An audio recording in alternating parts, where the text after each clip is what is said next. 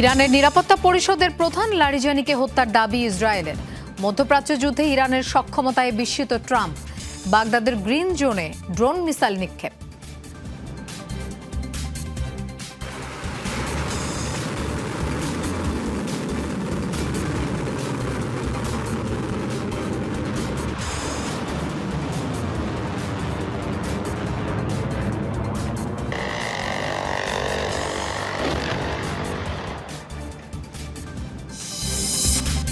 কেবল ইরানের শত্রুদের জন্য বন্ধ হরমুজ প্রণালী, মন্তব্য পররাষ্ট্রমন্ত্রীর। যুক্তরাষ্ট্রের নৌজোটে যোগ দেওয়ার আহ্বান উপেক্ষা করে তেহরানের সাথে বনিবনায় এশিয়া ইউরোপের বিভিন্ন দেশ। আফগানিস্তানের একটি মাদক নিরাময় হাসপাতালে পাকিস্তানের ভয়াবহ হামলায় নিহত 400, আহত আরও 250। স্থানীয় আফগানদের ক্ষোভ।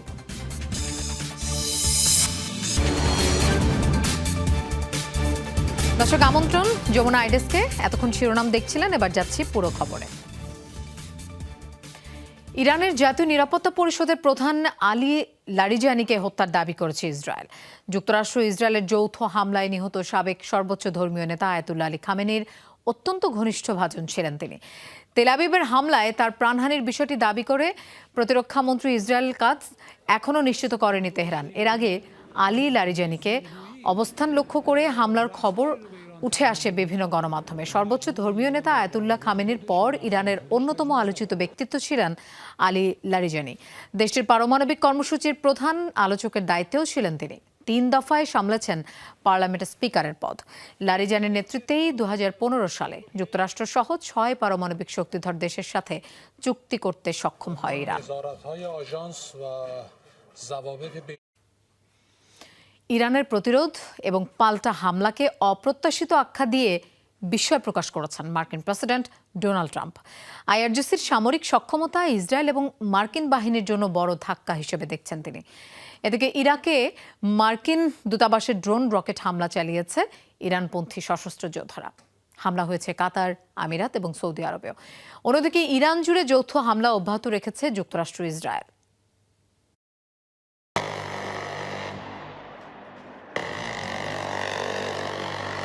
অত্যাধুনিক আকাশ প্রতিরক্ষা ব্যবস্থা সি-র্যাম ব্যবহার করে ধ্বংস করা হচ্ছে ইরানের ড্রোন। কাউন্টার রকেট, আর্টিলারি ও মর্টারের সমন্বয়ে তৈরি এই সিস্টেম মুহূর্তেই সেন্সরের সাহায্যে ধ্বংস করতে পারে ড্রোন, রকেট কিংবা ক্ষেপণাস্ত্র। যুক্তরাষ্ট্রের বেশিরভাগ দূতাবাস ভবনে রয়েছে এই আকাশ প্রতিরক্ষা ব্যবস্থা। এরপরও এয়ার ডিফেন্স ভেদ করে ইরাকের মার্কিন দূতাবাস প্রাঙ্গণে আছড়ে পড়ে একটি ড্রোন। বাগদাদে মার্কিন সেনা ও ইরানপন্থী সশস্ত্র গোষ্ঠীর মাঝে পাল্টাপাল্টি হামলা হয়েছে। যুক্তরাষ্ট্রে হামলার শিকার হয় সশস্ত্র গোষ্ঠীর ব্যবহৃত একটি ভবন। এতে প্রাণ হারান 4 জন। জবাবে রাজধানী গ্রিন জোন এবং মার্কিন দূতাবাসে ড্রোন রকেট হামলা চালায় ইরানপন্থী যোদ্ধারা। হামলায় আগুন ধরে যায় গ্রিন জোনের একটি হোটেলে। অঞ্চলটিতে বেশ কিছু ইউরোপীয় দূতাবাস ও কূটনীতিকদের আবাসস্থল রয়েছে। ইরানে ইসরায়েল যুক্তরাষ্ট্রের অভিযানের পর থেকে পাল্টা জবাব দিচ্ছে আইআরজিসি। এবার এই ইস্যুতেই মুখ খুললেন মার্কিন প্রেসিডেন্ট ট্রাম্প। হোয়াইট হাউসে দেয়া ব্রিফিংয়ে তিনি বলেন, ইরানি বাহিনীর পাল্টা প্রতিরোধের সক্ষমতায় তিনি বিস্মিত। শুরু থেকেই ইরানকে কোণঠাসা করার দাবি জানালেও এবারে অবস্থান থেকে সরে আসলেন ডোনাল্ড ট্রাম্প। গত 2 সপ্তাহে দেখুন, তাদের মধ্যপ্রাচ্যের এতগুলো দেশে হামলা চালানোর কথা ছিল না। হাজার হাজার মিসাইল ছোড়া হয়েছে, কেউ ভাবতেও পারেনি। আমরা বিস্মিত।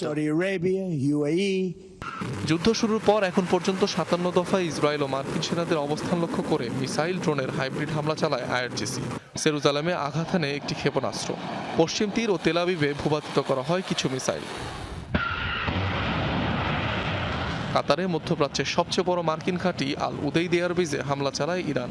কমপক্ষে 14টি ড্রোন ধ্বংসের দাবি করেছে দোহা। ক্ষেপণাস্ত্রের ধ্বংসাবশেষ পড়ে অগ্নিকাণ্ডের ঘটনা ঘটে দেশটির এক শিল্প এলাকায়।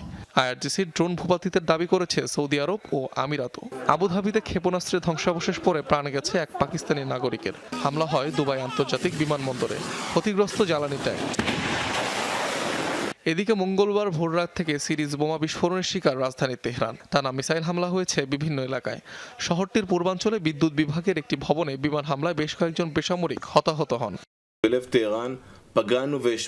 আমাদের পাইলটরা ইরানের সার্বক্ষণিক হামলা চালাচ্ছে।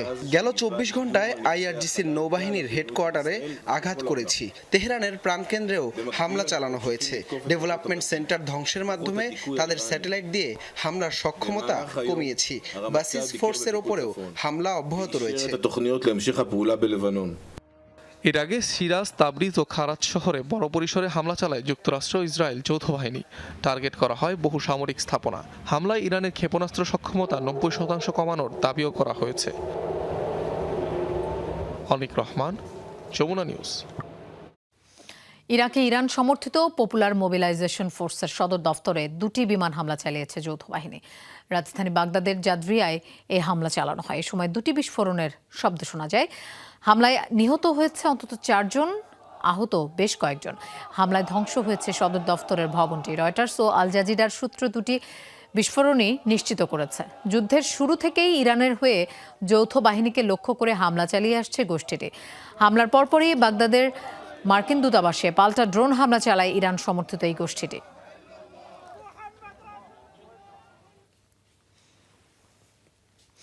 লেবাননের দক্ষিণাঞ্চলে স্থল সেনাদের অভিযান আরও জোরদার করার দাবি করেছে ইসরায়েল। সোমবার এক বিবৃতিতে এই কথা জানায় ইসরায়েলি সেনাবাহিনী। রাতভর দেশটির রাজধানী বৈরুতে বিমান হামলা চালায় আইডিএফ।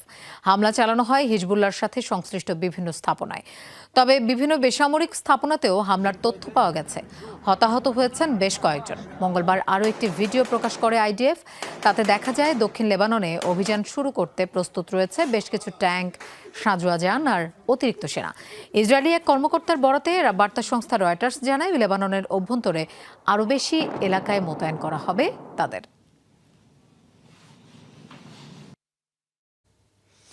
ইরানের হামলায় মধ্যপ্রাচ্য জুড়ে অন্তত 200 মার্কিন সেনা আহত হয়েছে।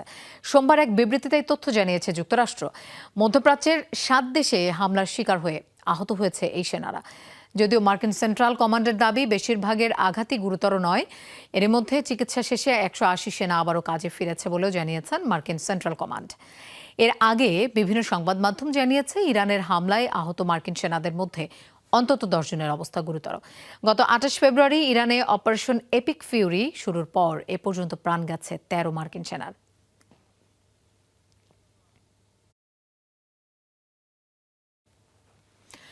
হরমুজ প্রণালী খোলাই রয়েছে, তবে কেবল ইরানের শত্রুদের জন্য বন্ধ এটি। এমন মন্তব্য করেছেন দেশটির পররাষ্ট্রমন্ত্রী আব্বাস আরাগচি। নিশ্চিত করেছেন তাদের অনুমতি সাপেক্ষে অনেক দেশের জাহাজই পারাপার করছে গুরুত্বপূর্ণ হরমুজ প্রণালী দিয়ে।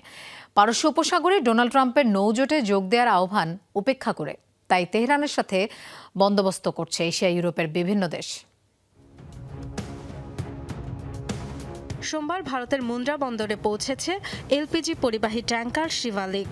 চলমান উত্তেজনার মধ্যেই যা পাড়ি দিয়ে এসেছে বহুল আলোচিত হরমুজ প্রণালী। শিভালিক ছাড়াও গত শনিবার হরমুজ প্রণালী পাড়ি দিয়েছে ভারতের পতাকাবাহী আরেকটি জাহাজ নন্দা দেবী। হরমুজ প্রণালী দিয়ে জাহাজ চলাচলের নিরাপত্তা নিশ্চিতে সামরিক অভিযান পরিচালনায় ট্রাম্পের আহ্বান প্রত্যাখ্যান করে চলেছে একের পর এক দেশ। উল্টো প্রণালী ব্যবহারে ইরানের সাথেই বন্দোবস্ত করছে তারা। কেবল ভারত নয়, পাকিস্তান, তুরস্কের জাহাজও সম্প্রতি পাড়ি দিয়েছে হরমুজ প্রণালী। ইরানের মিত্র চীনের জন্য এই রুট খোলা ছিল বরাবরই। ফ্রান্স ও ইতালিও আলোচনা করছে তেহরান প্রশাসনের সাথে। এমন সময় ইরানের পররাষ্ট্রমন্ত্রীও নিশ্চিত করেছেন হরমুজ প্রণালী পাড়ি দেওয়ার অনুমতি পাচ্ছে অনেক দেশই।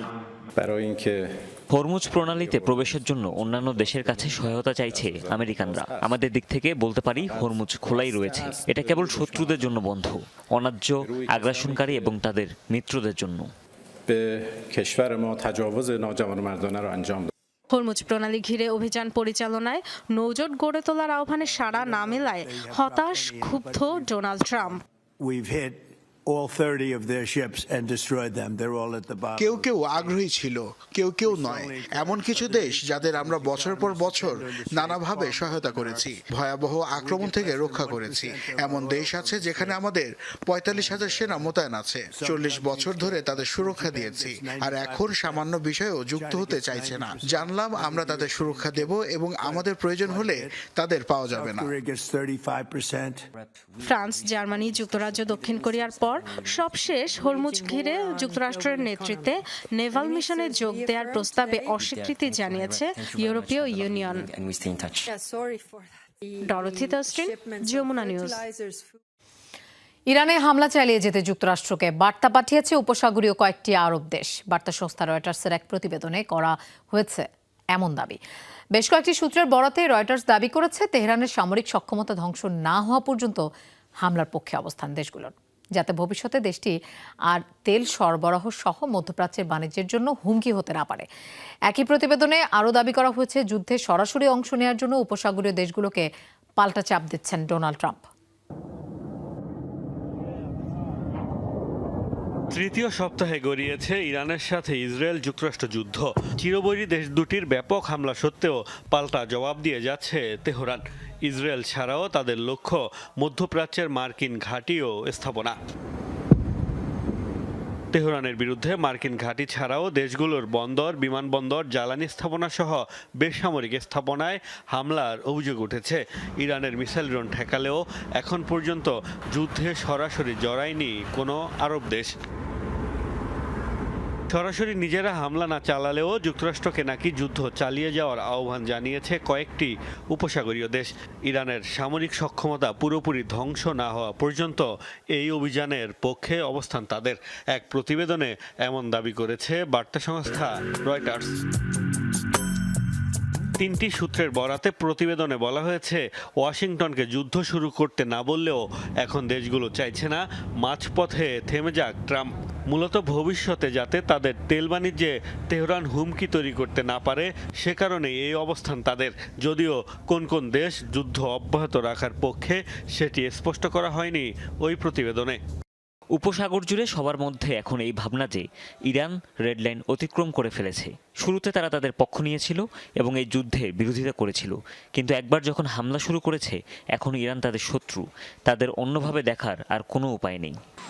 এদিকে একই রিপোর্টে পশ্চিমা ও আরব কূটনীতিকদের বরাতে রয়টার্স দাবি করেছে যুদ্ধে উপসাগরীয় দেশগুলোকে অংশ নেয়ার জন্য পাল্টা চাপ দিচ্ছেন মার্কিন প্রেসিডেন্ট ডোনাল্ড ট্রাম্প। আন্তর্জাতিক মহলও নিজ দেশে ইরানে হামলার গ্রহণযোগ্যতা পেতেই ট্রাম্পের এই পদক্ষেপ। মোস্তফা মাহমুদ, যমুনা নিউজ। ইরানের সর্বোচ্চ নেতার দায়িত্ব গ্রহণের পর নতুন সামরিক উপদেষ্টা নিয়োগ দিয়েছেন মুজতাবা খামেনি। সোমবার এক প্রতিবেদনে এই তথ্য নিশ্চিত করেছে ইরানি সংবাদ সংস্থা মেহের নিউজ এজেন্সি। জানায় বিপ্লবী গার্ড বাহিনী আইআরজিসির সাবেক সিনিয়র কমান্ডার মোহসেন রেজাইকে নিজের সামরিক উপদেষ্টা নিয়োগ দিয়েছেন নতুন সর্বোচ্চ নেতা। আইআরজিসির দায়িত্ব ছাড়ার পর রাজনীতিতে সক্রিয় হন রেজাই। কয়েকবার প্রেসিডেন্ট প্রার্থী হলেও জয়ের মুখ দেখেননি, তবে দায়িত্ব পালন করেছে সরকারের কয়েকটি শীর্ষ পদে।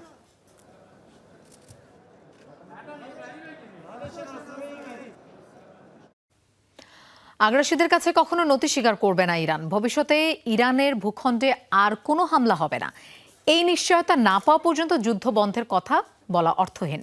সামাজিক যোগাযোগ মাধ্যম এক্সে দেয়া পোস্টে এমন মন্তব্য করেছেন ইরানের প্রেসিডেন্ট মাসুদ পেজেশকিয়ান। তিনি বলেন, যুক্তরাষ্ট্র ইসরায়েলের সাথে যুদ্ধ ইরান শুরু করেনি। আগ্রাসনের বিরুদ্ধে দেশকে রক্ষা করা তেহরানের অধিকার। আঞ্চলিক মার্কিন সামরিক ঘাঁটিগুলো ব্যবহার করে ইরানের বিরুদ্ধে পদক্ষেপ বন্ধের দাবি জানান তিনি। বলেন, ইসরায়েল যুক্তরাষ্ট্রের আগ্রাসন উপেক্ষা করলে মধ্যপ্রাচ্যে শান্তি প্রতিষ্ঠা সম্ভব নয়। হামলাকারীদের বিরুদ্ধে চাপ তৈরি করতে আন্তর্জাতিক মহলের প্রতি আহ্বান জানান। চলমান যুদ্ধ ইস্যুতে ফ্রান্সের প্রেসিডেন্ট ইমানুয়েল ম্যাক্রনের সাথে ফোনে আলোচনা হয়েছে বলে জানিয়েছেন পেজেশকিয়ান। এই মুহূর্তে ইরানের নেতৃত্ব কে দিচ্ছেন তা জানেন না ডোনাল্ড ট্রাম্প। হোয়াইট হাউসে সাংবাদিকদের প্রশ্নের জবাবে এমন দাবি করেন মার্কিন প্রেসিডেন্ট। যুদ্ধবন্ধে ইরান যুক্তরাষ্ট্রের সাথে চুক্তি করতে চায় বলেও দাবি করেন ট্রাম্প। আবারও জানান, শিগগিরই শেষ হবে ইরান যুদ্ধ, তবে তা এক সপ্তাহের মধ্যেই নয় বলেও জানান। না চাইলেও ইরানে অভিযান শুরু করতে বাধ্য হয়েছেন বলে দাবি করেন মার্কিন প্রেসিডেন্ট। মুজতাবা খামেনি আহত কিংবা নিহত হয়ে থাকতে পারেন, আবারও বললেন এমন কথা।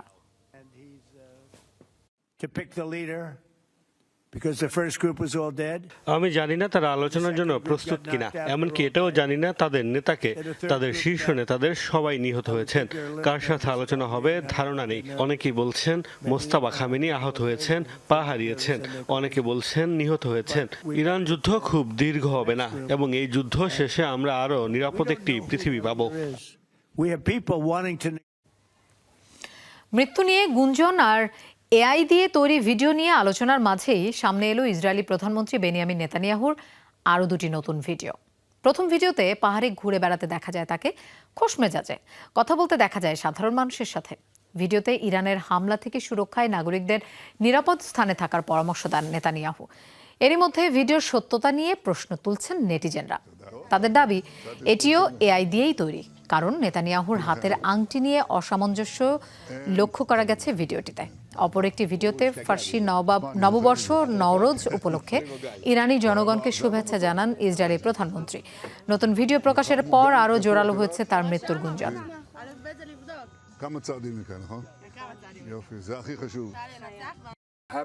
অন্ধকারের বিরুদ্ধে আলো এবং অশুভের বিরুদ্ধে শুভর জয় হবে। এবছরে এই উৎসবটির একটি বিশেষ তাৎপর্য রয়েছে। সাময়িকভাবে বন্ধ থাকার পর খুলে দেওয়া হয়েছে সংযুক্ত আরব আমিরাতের আকাশসীমা। চলমান ইরানের হামলার জেরে বন্ধ ঘোষণা করা হয়েছিল আমিরাতের বিমান চলাচল। মঙ্গলবার দেশটির রাষ্ট্রীয় সংবাদ সংস্থা জানিয়েছে, নিরাপত্তার স্বার্থে সতর্কতামূলক ব্যবস্থা হিসেবে বন্ধ করা হয় আকাশসীমা। আমিরাতের ঘোষণার পর রুট পরিবর্তনে বাধ্য হয় অনেক ফ্লাইট। ঘণ্টাখানেক পর আবারও দেশটির আকাশসীমায় চালু হয় বিমান চলাচল। এর আগে ইরানের ক্ষেপণাস্ত্র এবং ড্রোন হামলা প্রতিহতের কথা জানায় আমিরাতের প্রতিরক্ষা মন্ত্রণালয়।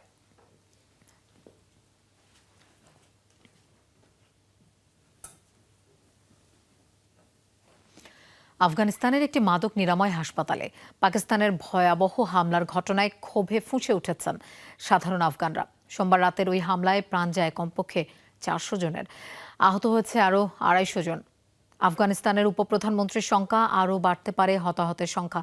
এদিকে ইসলামাবাদের দাবি, হামলায় কোনো হাসপাতালকে লক্ষ্যবস্তু করেনি পাকিস্তানি বাহিনী।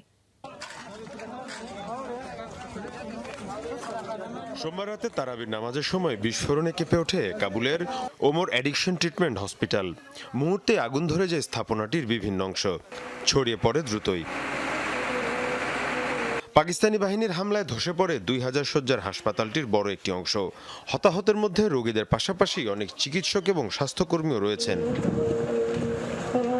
আফগানিস্তানের অন্যতম প্রধান মাদক নিরাময় কেন্দ্র হিসেবে বিবেচনা করা হতো এই হাসপাতালটিকে। মাদকাসক্তদের পাশাপাশি অন্যান্য চিকিৎসা সেবাও দেওয়া হতো। চিকিৎসা কেন্দ্রে এমন হামলায় স্বভাবতই ক্ষুব্ধ সাধারণ আফগানরা। পাকিস্তানের তরফ থেকে এমন হামলার ঘটনায় ক্ষোভ জানিয়েছে তালেবান সরকার। প্রাণহানি আরও বাড়তে পারে বলে শঙ্কা জানিয়েছেন আফগানিস্তানের উপপ্রধানমন্ত্রী। এখানে 1200-র বেশি মানুষ চিকিৎসাধীন ছিলেন। সম্প্রতি 400 জনকে রিলিজ দেওয়া হয়, বাকিরা সবাই হতাহত হয়েছেন। আমরা নামাজ পড়ছিলাম, হঠাৎ দুটো বোমা এসে পড়ে। তবে আফগান সরকারের এই অভিযোগ অস্বীকার করে একে ভিত্তিহীন বলে দাবি করেছে পাকিস্তান। ইসলামাবাদ বলছে কাবুলের কোনো হাসপাতালকে লক্ষ্যবস্তু করা হয়নি। সম্প্রতি প্রতিবেশী দুই মুসলিম দেশের মধ্যে পাল্টাপাল্টি হামলা বেড়েছে। মীর মুশফিকা হাসান, যমুনা নিউজ। ভারতের পশ্চিমবঙ্গের আসন্ন বিধানসভা নির্বাচনে প্রথম দফার প্রার্থী তালিকা ঘোষণা করল বিজেপি ও বাম দল। মুখ্যমন্ত্রী মমতা ব্যানার্জিকে চাপে রাখতে নন্দীগ্রাম ও ভবানীপুর 2 আসনেই তার বিপরীতে প্রার্থী করা হয়েছে বিজেপির শুভেন্দু অধিকারীকে। তবে এখনও প্রার্থী তালিকা প্রকাশ করেনি ক্ষমতাসীন তৃণমূল। ধারণা করা হচ্ছে আগামী 24 ঘন্টার মধ্যেই ঘোষণা আসতে পারে। 2 দফায় নির্বাচন অনুষ্ঠিত হবে 23 ও 29 এপ্রিল। আসন্ন নির্বাচন ঘিরে উত্তপ্ত ভারতের পশ্চিমবঙ্গ। নির্বাচনের তারিখ ঘোষণার 24 ঘন্টার মধ্যেই রাজনৈতিক অঙ্গনে শুরু হয়েছে তুমুল লড়াইয়ের প্রস্তুতি। প্রথম ঝটকাতেই বড় চমক দিয়েছে ভারতীয় জনতা পার্টি বিজেপি। এরই মধ্যে 144 আসনে প্রার্থী তালিকা প্রকাশ করে তারা সরাসরি চ্যালেঞ্জ ছুড়ে দিয়েছে মুখ্যমন্ত্রী মমতা ব্যানার্জিকে। নন্দগ্রামের পাশাপাশি ভবানীপুরেও প্রার্থী করা হয়েছে বিরোধী দলনেতা শুভেন্দু অধিকারীকে। এর আগের নির্বাচনে শুভেন্দু অধিকারীর কাছেই পরাজিত হয়েছিল মমতা। তাই এবার মমতা নিজ আসনেই তাকে হারানোর জন্য চেষ্টা করবে বিজেপি। ফলে দ্বৈতরথের সম্ভাবনায় উত্তাল রাজনীতির ময়দান। সেন্ট্রাল গভর্নমেন্ট থেকে যা বেনিফিট আপনি অন্য অদার স্টেটের যেরকম বেনিফিট পাওয়া যায়, বিজেপি সরকার আসলে ওরকম বেনিফিট আপনি নিশ্চয়ই পাবেন। অন্যদিকে পিছিয়ে নেই বামফ্রন্টও। 192 আসনের প্রার্থী ঘোষণা করে তারা ইঙ্গিত দিয়েছে এবারের লড়াই হবে ত্রিমুখী। দলটির চেয়ারম্যান বিমান বসু যে নামগুলো ঘোষণা করেছেন সেখানে বিভিন্ন বয়সীদের মনোনয়ন থাকলেও বাদ পড়ছে কিছু চেনা মুখ। বামদের সঙ্গে আসন সমঝোতা হয়েছে আইএসএফ-এর, তবে তাদের প্রার্থী কারা তা স্পষ্ট করেনি বিমান। অনেকদিন বাদে লাল ঝান্ডা কাস্তে হাতুড়ি তারা সেই জ্যোতিবাবুর সিট পুনরুদ্ধার করার সবাই মিলে আমরা সুযোগ পেয়েছি। এটা আমরা পার্টির কাছে কৃতজ্ঞ যে গোটা বরানগরের পার্টি কর্মীদের এই সুযোগ করে দিয়েছে। এর আগে 2018 সালে দখল করে বিধায়ক হয়েছিল সুনীল সিং, সে একই কেস। তারপরে সে আবার তৃণমূল হয়ে গেল। তাহলে নোয়াপাড়াতে একটা সুস্থির রাজনৈতিক পরিবেশ অত্যন্ত দরকার। এত কিছুর পরও এখনো চুপ রাজ্যের ক্ষমতাসীন তৃণমূল কংগ্রেস। রাজনৈতিক মহলের জল্পনা তাদের তালিকায় নির্ধারণ করবে আসল লড়াই কেমন হবে। তৃণমূল সূত্রের খবর 294 আসনে প্রার্থীদের নাম ঘোষণা করবে তারা। আসন্ন বিধানসভা নির্বাচনে 2 দফায় ভোট গ্রহণ হবে পশ্চিমবঙ্গে। প্রথম দফায় 152টি আসনে 23 এপ্রিল, দ্বিতীয় দফায় 29 এপ্রিল ভোট হবে 142 আসনে। ভোট গণনা আগামী 4 মে। অস্মিতা বিশ্বাস, যমুনা নিউজ। দর্শক, এই ছিল যমুনা আইডেস্কে। আর এতক্ষণ সাথে থাকার জন্য ধন্যবাদ সবাইকে।